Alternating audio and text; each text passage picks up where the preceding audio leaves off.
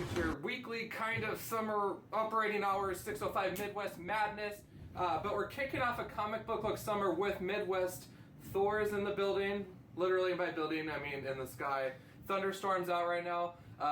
We were like, hey, is Mike gonna make it over? And Mike's like, dude, I'm totally gonna brave the elements. I got this. So anyways, who are we? We've been gone for so long that you're probably like, who is talking to us right now? So relax, I got your back. It's your boy John Demand, aka the comic book Hugh Hef, still pimping those issues. Got my RoboCop gunslinging reviews heading your way here. It's gonna be amazing. Of course, over here, you guys, we got Sgt Merica in the building. Boom. And K-E-N is still in the cut. Nerd Romeo, the fifth element. Wait, fourth element. And you're the fifth element. Wow, yeah. How about that? Anyways, welcome. We're kicking off a comic book look summer strong, so we're so happy to be here. And we're just going to dive right into it. So, gentlemen, how has it been going? I've actually had a very successful summer. I picked up some really cool books that I wanted, and I had been eyeing it for a while at the shop, and I'm finally like, damn it, I'm going to just go ahead and get them, and so I did, and I've had some good luck with that, and then I've been reading some newer stuff that's been coming out, and some of it's good, some of it's not so good, and some of it I'm kind of waiting to see where it goes, so... Life-changing. Alright. How about you? I am head to toe Marvel, but I am totally embracing the ReBirth from DC, so I've been enjoying that, and I'm sure we'll talk a little bit of that too. So, right. Well, let's first of all, let's get right into the pressing topic really quicker, because what I want to do is talk about what you're wearing, and then we're going to go into everything else. So let's talk about that. Nerd fashion, then. No, it's not nerd fashion. It's your nerd fashion statement, which pertains to the book that we all have in our stacks, most likely, is this. So what's going on? All right, you say that, you're going to be so disappointed because while I am head to toe, no. What? Oh, you didn't even buy it, though. Don't buy it.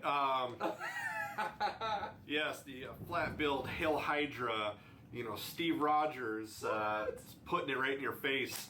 Of course, I love on a warm, steamy day in the SD, South Dakota, definitely not San Diego. It's nice to have this wonderful light shirt. The hat with its also red skull. Yeah, very cool. It's just the fashion fit for me. So, but for you guys, it's I really wanted to match Mike. I'm kind of dusting off here. Yep.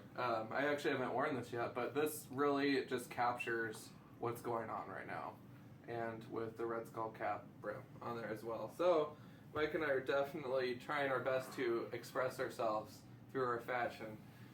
Get your game up. I was going to say, Ken's got a little bit of everybody. Yeah, I know. Ken just likes everybody. Red Skull and Captain are on his shirt. Are in there, yeah. So he's actually... They're hanging out. He's festive with us. But anyways, let's just talk about it really quick. So, first of all, how is your namesake of Sgt Merica doing these days? Because the stock value... it all depends, because Sam Wilson is still kicking it strong in his book as Captain America, a.k.a. was the Falcon. I know some people that are reading it that are enjoying it. Right. I am not picking it up. I do not like the price point right now with Marvel, especially #1 seem to jump up. But right now, Marvel is just asking too much, I think, out of some of their books that are at a mediocre pace right now. So I am finding that I'm less and less Marvel. I like what I've heard from Sam Wilson. I'm interested in finding out more Captain America, but I will probably hit it late to the party as usual, and I will probably be grabbing it in trade. As long as you show up to the party, that's all that counts. Exactly. Oh my gosh, Thor is clearly not happy with this issue, you guys. Oh my gosh, that is intensely awesome. Yeah. If we suddenly disappear, please tune in for the next episode. Or check the news. Yep. Oh my goodness. I am starting to wonder if Ken is actually Loki. I might be. I can't confirm or deny that. All right, that is what I wanted to hear. All right. So now you read it. So what's your thoughts? I actually didn't really read a whole lot of it, to be honest with you. Oh really? Okay, so this is the funny thing. This is the funniest thing. I'm the only one who actually read the whole thing. I was the one that read the whole thing. I was just like la-di-da. The only reason why I got this, first of all, I didn't get it on the original date, but we were in the shop and they were marking them up. They were in the process of going up to $10 a book instead of the $5. And so John was like, hey, get this book at cover price. This is the last day, and I'm marking them up right now, so buy it. And I'm like, okay. So I got it, and I was like, I'll check it out. But I started reading it, and I'm like, dude, I am so not engaged at all, because I already know it's coming, and I just don't care. So I just skip to the end. He pushes someone out of a plane, and then says, Hail Hydra. And I'm like, this is totally a cash cow to counter DC's ReBirth. That's exactly what it is. And so for me, I'm just like, this is why I'm glad I didn't really get into Captain America anyways over the years. But I actually picked up the same day they were marking them up. I picked up one of the originals while they were there, but then I also got the Horsemen of Apocalypse variant cover, which I thought was kind of cool.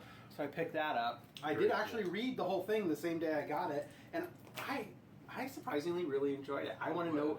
I want to know where they're going with it, what's going to happen, because it's such a shock, but at the same time, it's like they're saying it's not a parallel world. It's not a life model decoy. It's really Steve Rogers. It's really him. Then how are they going to justify this? How are they going to? What's the rationale going to be? What's actually going on? There's got to be more to it, and there's going to be some sort of twist. They're not going to shoot one of their big cash cow heroes in the foot by turning him into a bad guy forever. So there's going to be some change coming. I want to see what that change is. I do agree with Mike. I've also read some of the Sam Wilson as the Falcon to Captain America, and I've enjoyed that as well. So, at least they still have that book going. Yep. I do want to see where this one goes, and I'm waiting for the next one. I don't know when that one comes out, but I will be picking it up as soon as it does, just to see it. And depending on how that one goes, I may continue it, I may not. But, it's kind of rare for me to actually pick up a book and read it the same day and actually want to keep reading it. So I'm kind of looking forward to it. So give it a beer scale. I'd probably give it a 4 out of 6. Unlike John, I actually liked the history they did. It's basically, spoiler alert, basically young Steve Rogers and his mom. She's in an abusive relationship, and this woman comes to her rescue and then invites them to this meeting, and it turns out to be the local chapter of Hydra. And at this point in time, Hydra isn't like the science arm of the Nazi party. It's actually just almost like a Rotary Club. And so she goes and joins, and they hang out there, and he meets this lady, and that's really all the backstory we have to that point. Okay. I want to see what the rest of the backstory is. How do they make Steve Rogers do this at some point in the future? And I want to see where they go with it. I'm actually kind of interested. They could do something really cool with it, or it could just turn to garbage really quickly. So I want to see what happens. Ooh. Well, excellent. Well, we're going to actually do our best here to fly through. We all have a ton of books to talk about, and the cool thing right now about our episode, just so you guys know, you don't see the fishbowl edges because the GoPro has basically died, and when I say basically, there's like a 1% chance it turns on. So I need something a little more reliable to film on, so we're going to rock the phone, but we can see the timestamp that we're at, and we're going to try to honor the 15 to 20 minute mark, just so that way it just keeps it clean and awesome. So we're going to try to do a crap ton of gunshot reviews. So who wants to go first, or do you want me to? I only have 3 things to go over, so I can go real quick. Okay. Yep. We went to Duluth, and when we were up in Duluth, there was, what was it called? Robot Comics? Yeah, it's Rogue Robot Comics. Rogue Robot Comics. We went there, and there was, I had one issue. It was a 4-part series. It was the OCT. I had number 4. I couldn't find the other ones. I liked number 4. It's got, Rosario Dawson was the inspiration for the main character. She's actually credited and everything. And I thought number 4 was a really cool book, but I never really looked for the other ones. Well, we were there, and they happened to have it on sale for $2 for the trade. So I got all 4 of them for $2, read it, I liked it. I think this would be an excellent idea for a show. Oh. I mean, Netflix or Amazon Prime or whatever, and she's done well with other comic stuff. She's been in Daredevil and Jessica Jones, so maybe they could actually get her to play her own character in this, and I think that would be really interesting. So I really liked that for $2. You can't go wrong. Investigations. Yeah, Occult Crime Task Force, the OCT. So they investigate hauntings, ghosts, angels. There's all sorts of stuff going on there. I won't even get into the whole story on it, but I liked it. It's from Image Comics. I really enjoyed it, and I'd recommend it. I don't know if there's actually any more than the original 4, so I don't know if they did anything beyond that. I'll have to do some more research on that, but I thought it was good. Next thing I got two big ones that I want to go over. One is kind of time appropriate because we just recently lost Muhammad Ali, and so I have the Superman versus Muhammad Ali Giant Size Edition. And Giant Size from the 1970s. I really enjoyed this because it's kind of neat. If you look in the audience in the background, they're all famous people from the 70s, and then when you open up the book on the inside, they have a map showing you who they are. Like you got Jimmy Carter, and then there's like Lucille Ball and Spiro Agnew, and just all these people from the 70s. Like a lot of people today would be like, who the hell's that? But they show them there, and I really enjoyed that. The other one I have, just, this DC Marvel fighting just has to come to an end. Can't we all just get along?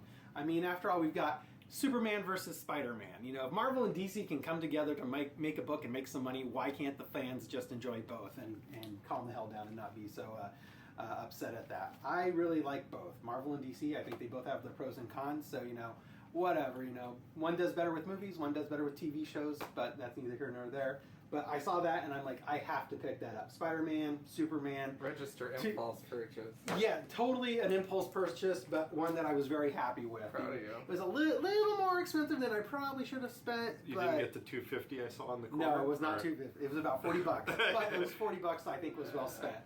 But yeah, those are all the ones that I have. Nothing super major. So classic oversized too. I think that's amazing. I think those are the coolest. Yeah. All right, buddy. Let's just so Marvel wise, just grabbing these real quick. Thor, with our new Thor, has just been running strong, so I've enjoyed that. This one is issue 8, so I mean this is another kind of restart that they hit, but I've been enjoying it.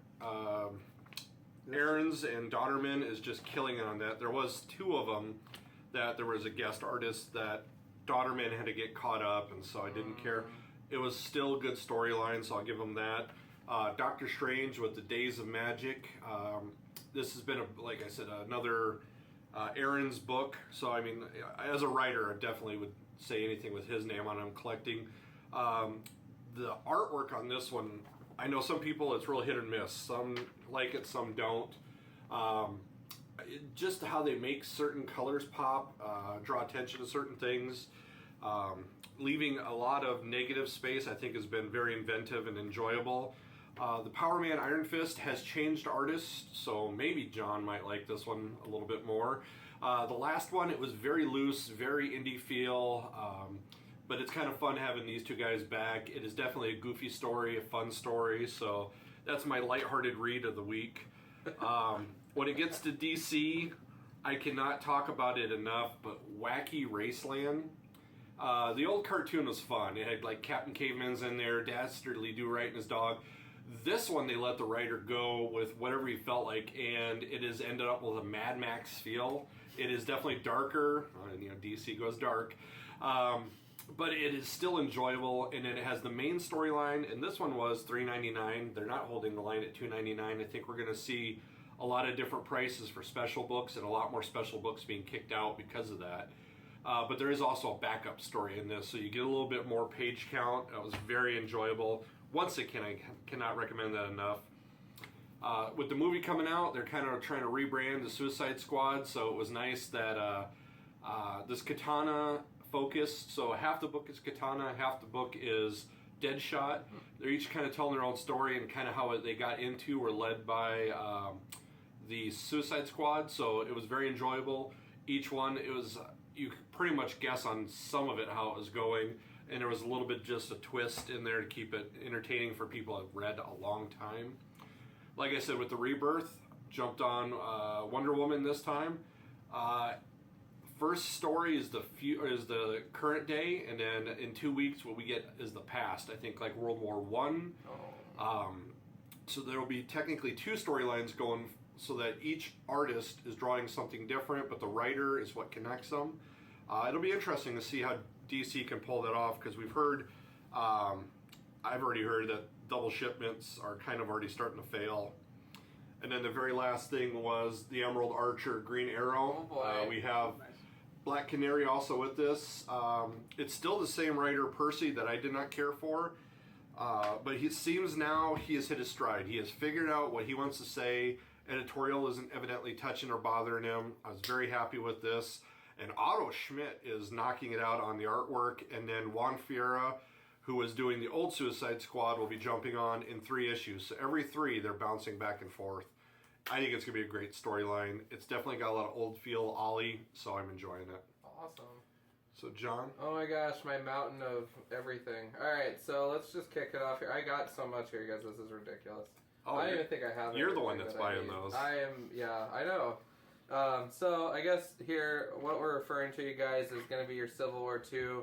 So I got issue 0, and issue 1, and then issue 2 is somewhere I mean, I got so many mountains in my nerd room, and I'm not being egotistical. It's just because I haven't filed them because I'm slow. But anyway, Civil War 2. As an event so far, it's an interesting read. It's kind of cool to see a little bit more of Captain Marvel in the spotlight because it's something new, and I like that fresh direction. Casualty right now with She-Hulk and War Machine, which is crazy. But I'm just kind of curious to see where the story goes from there. Is it really breaking my mind into pieces with profound concepts? No. The only shock value I've had is seeing She-Hulk in a hospital bed, to be honest with you, because if anyone's tough, it's Jennifer Walters, I believe is her full name. And I just, that was the surprise moment for me. Everything else, though, it's just been kind of ho-hum. I'm really kind of burnt out of all the Marvel characters always in a crisis event all the time, because we just did this 2 years ago. Okay. But that is what's making them their money. Beyond Star with Wars, new nerds maybe, but beyond Star Wars, that is the next highest selling book in Marvel. Well, right, but with new nerds probably, like people joining it, because people like us, we've seen this crap like over and over again now. Like I want something new. I don't know about you, but for me, I'm just like I don't know. It's a little routine. On the Marvel kick, of course, we got D. Vader, got the evil droids hanging out at the saloon doors. So if you want a super quality Marvel title, hit up D. Vader, but he's going away here in 4 issues, which is depressing. So, again, it's that tradition of when we have a successful sci-fi franchise of any sort, we cancel it. So I don't know what the deal is with that. But there's Civil War number 2. I found it. Okay. Also, Thunderbolts is back in the building, and I haven't really had a chance to talk about my feelings on either of them, but I did get a bomb variant cover, which Atlas looking majestic as always, and then the normal cover. The book overall has been a lot of fun. Characters sassy as always. It's really fun. It's really bringing back that old dynamic, and just seeing that team header on the front of the cover, I'm just like, yes.